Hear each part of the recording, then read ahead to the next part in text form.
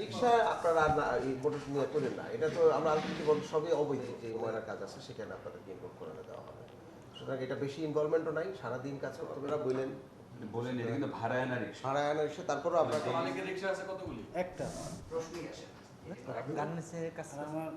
মানে শহরের মেইন রাস্তায় রিক্সা, যে কোনো রিক্সা চলাচল, মানে এটা তো ডিএমপির আগের নির্দেশনা আছে, আমাদেরও নির্দেশনা আছে, আমরা তো উঠতে দিব না, এই ক্ষেত্রে কোনো ছাড় নাই। কিন্তু সেই জন্য আরেকজনের বাহন ভেঙে ফেলাটাও হয়তো বা এটা অনেক বেশি কড়া হয়ে গিয়েছে। তো সেই কারণে আমি ভাবলাম যেটা এইটা আমাকে আসলে, কারণ এই দরদের শহরই তো আমার কাজ, তো এই জন্য আমরা তাদেরকে শুধুমাত্র ভেঙেছি তা না, আমরা তাদের চাকরির ব্যবস্থা করে দিয়েছি যেন তারা আবার আরেকটা রিক্সা নিয়ে না নেমে যায়। বরঞ্চ অর্থনীতিকে আমরা 50,000 টাকা করে আমরা 3 জনকে 1.5 লাখ টাকা দিয়েছি, এবং তার সাথে আমাদের কমিটমেন্ট হয়েছে তারা চাকরি করবেন। আমরা স্পেস তৈরি করে দিয়েছি আমাদের জোন 5-এ, ওখানেই তাদের পরিবারগুলো চাকরি করবে, এবং এইরকম রিক্সা নিয়ে, অবৈধ রিক্সা নিয়ে তারা আসবে না।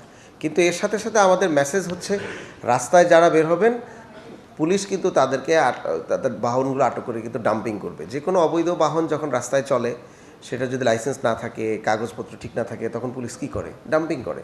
তো সুতরাং আমরা আইনগতভাবে ডাম্পিং করার পরামর্শ আমরা দিয়েছি। তো ডাম্পিং চলবে না, ডাম্পিং চলবে। আমরা ডাম্পিংয়ে যে প্রসেস সেটা যাবে, এটা তো থেকে একটুখানি করা হয়ে গিয়েছে, অনেকের মধ্যে করা হয়েছে। আমরা একটা কড়া মেসেজ দিতে চেয়েছি।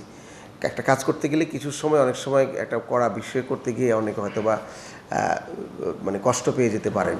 তো 10টা কাজ করতে গেলে আপনার আরো 2টা ঘটনা এরকম ঘটবে, সেই সময় কি আপনি একই রকম কর্মকাণ্ড? আমরা চেষ্টা করব। সত্য কথা হচ্ছে যে একটা মানবিক শহর করতে গেলে তো আমাকে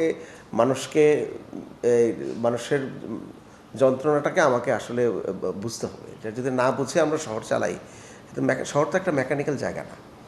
তো আমরা চেষ্টা করব মানে আমাদের অন্যান্য ড্রাইভগুলোর ক্ষেত্রেও আমরা সর্বোচ্চ পরিমাণে মানে সহনশীল থেকে কাজ করতে, কিন্তু আইনের ক্ষেত্রে তো আমরা ছাড় কোথাও দিব না।